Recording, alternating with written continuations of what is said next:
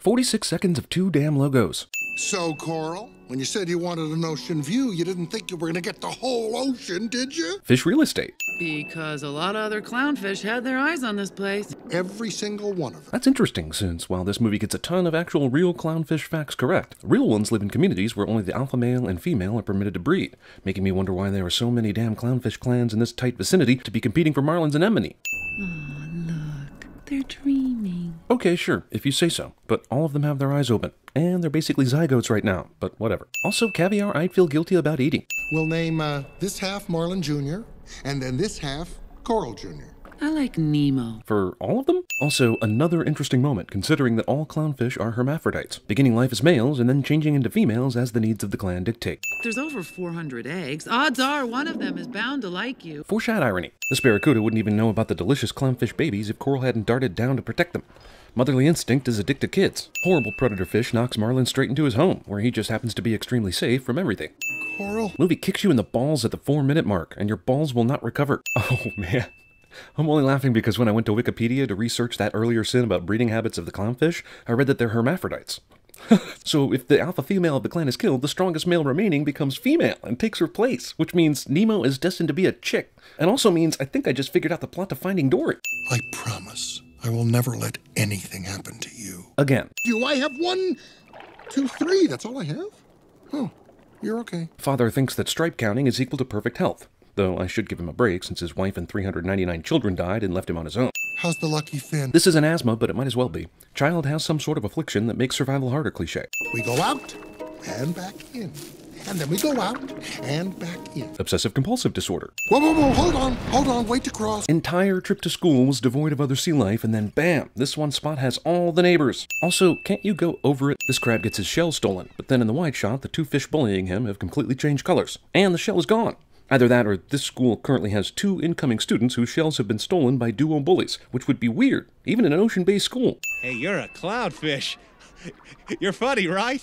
Hey, tell us a joke. That's fish racist. Hey, tell us a joke. Well, actually, that's a common misconception. Clownfish are no funnier than any other fish. It's also weird that we even refer to ourselves by the human-given name of clownfish, but that's another story altogether. What's wrong with his fin? He looks funny! Kids. Let's name the zones of the open sea. I doubt it was this exact one, but I'm sending this motherfucker for being the same species or cousin species of that thing that killed Steve Irwin. So lyrical when you think thoughts that are empirical. Is this school or the Wiggles? Marty learns the school kids are headed for the drop-off 10 seconds after they leave, but arrive so much later than them at the actual drop-off that it's basically inconceivable. Let's name the species. You can teach a song naming all the species to fish, but that doesn't mean they'll know which species is which. All right, kids, feel free to explore, but stay close. I see lots of problems with these instructions. Adults arguing about the child's safety fail to pay attention to the child cliché. This is exactly how Harry Potter lost his son in The Woman in Black. Fish only notice the scuba diver when we do, which is when he comes into frame. Why did no one see him the entire time Marlin, the teacher, and all the students were looking in this direction? Okay, so I've seen this movie before. I know the ultimate moral is that Marlin should let Nemo live his life and not be a nagging rules-based father. But the problem is, this scene that sets the entire movie in motion sort of proves that Marlin was right, and Nemo was a dumbass, right? These goggles fall off the boat here, but rest assured, not only will they be found long after this by Marlin and Dory, but they'll also end up being some sort of a goggles ex machina kind of thing. Despite them having fallen off the boat, basically in shouting distance of where all this began. Jeez, do these fish ever know when there's something dangerous in their immediate vicinity? Bruce turns out to be a nice shark, but still. I am a nice shark. Okay, sure, you're a nice shark, but you did everything in your power to make the fish you brought here uncomfortable.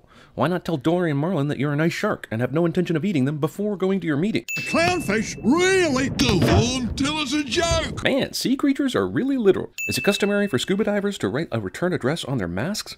Thank God for Marlin's sake, right? Then we gotta find a fish that can read this. Hey, look, shark! No, Dory! After Marlin just sat in on a shark AA meeting and these sharks have done nothing to eat them, he still thinks they'll eat him, which causes him to panic and chase after Dory, which then starts a chain reaction to Bruce's relapse. Blood cocaine. Here's Brucey! This shark has seen The Shining, or The Tonight Show, but probably The Shine. Regardless, it's ridiculous.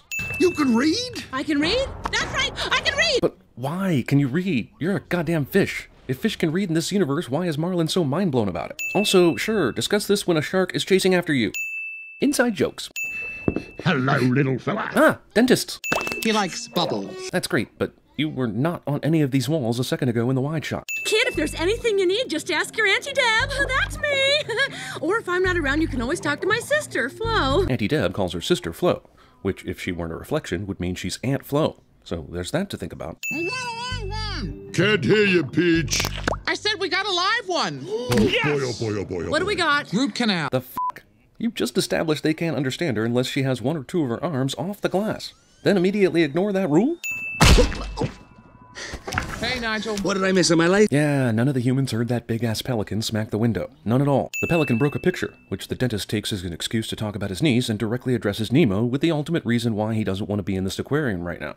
Plus, Nemo understands English, so that's an amazing series of fortunate events that happen just so he can plan his escape. She wouldn't stop shaking the bag. So her parents took the cutest picture of her with a dead fish after she murdered it. Dory and Marlin went to the Prometheus School of Running Away from Things. Are you my conscience? Movie saved a ton of animation time and money by putting Dory and Marlin in the darkest place possible. Anglerfish decides to wait an insane amount of time to eat its prey, allowing Dory and Marlin to not only admire its prey-attracting light, but to allow them to figure out that they're in danger.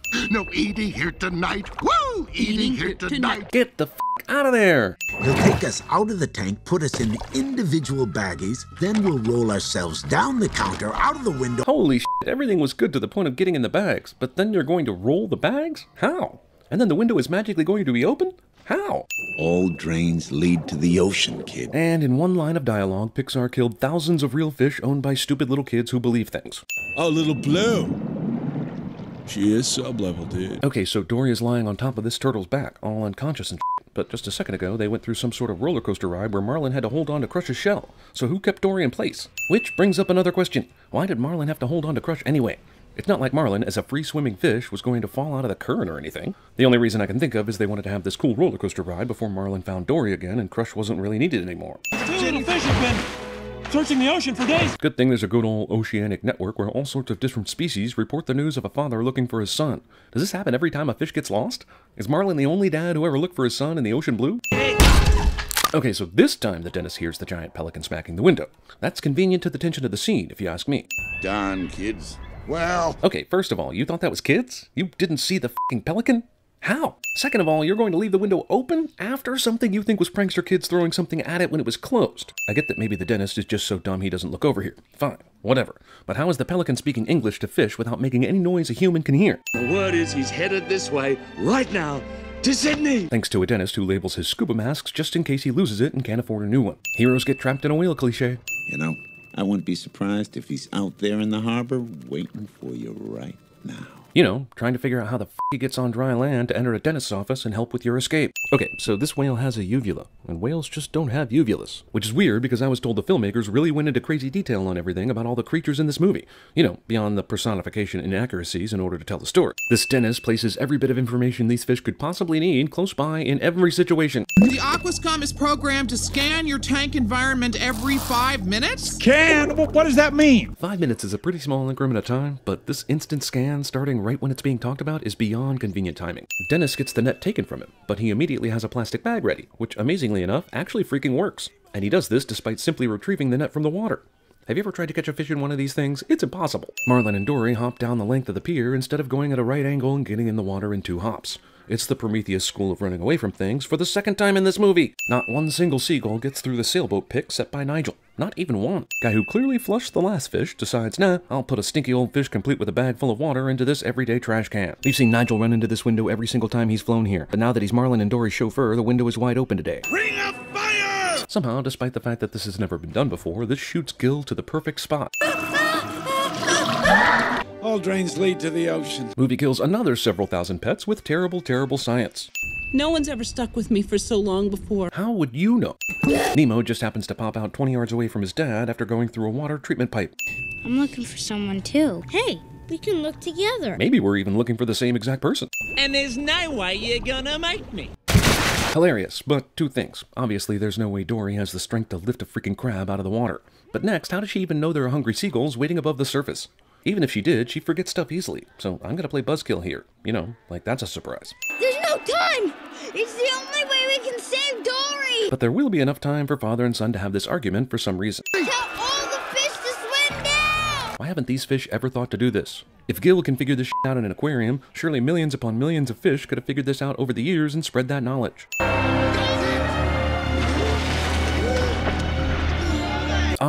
Okay, Thomas Newman, you just revealed yourself with the soundtrack. You just had to go back to Shawshank one more time, didn't you? Just one more time. There! Movie that did all its killing in the first 5 minutes thinks we're gonna fall for this shit. Who is this Sandy Plankton that knows everything wrong? Sandy Plankton knew everything wrong back in 2003, but thankfully for us, he did not start a YouTube channel to share his thoughts. With fronds like these, who needs anemones?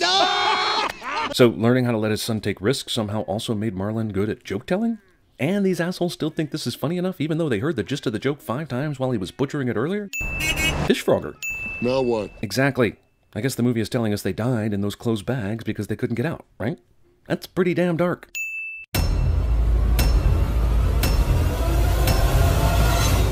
a piranha. They're in the Amazon.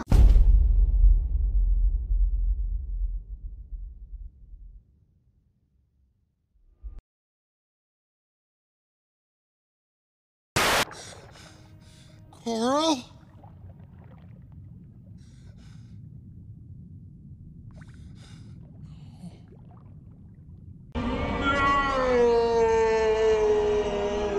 That's a pretty big butt. Oh my God, Becky, look at her butt.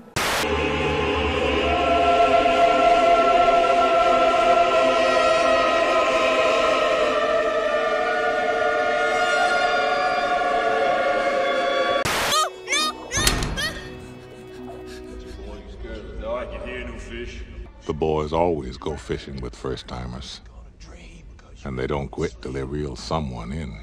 They'll take us out of the tank, put us in individual baggies, then we'll roll ourselves down the counter, out the window, off the lawn, and into the bushes, across the street, and into the harbor.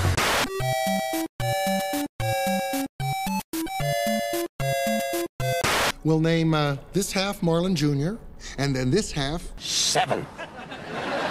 7 Costanza. You're serious? Yeah. Okay. Maybe he only speaks whale. Please, Commander, you are our last hope. Excuse me. I believe you have my stapler. Avenge me! No! 279 miles northwest of Dutch Harbor. The Cornelia Marie is down an engine, limping through 25-foot seas and 40-knot winds. Larak, Tarath, Larak, Tarath, Larak, Tarath, Larak, Tarath, Larak, Tarath, Larak, Tarath. Can't have seaweed as a house plant because you'd have to water it way too much. Hey, Mitch, you want to go out? No, I have to water the seaweed. Till when? Till forever.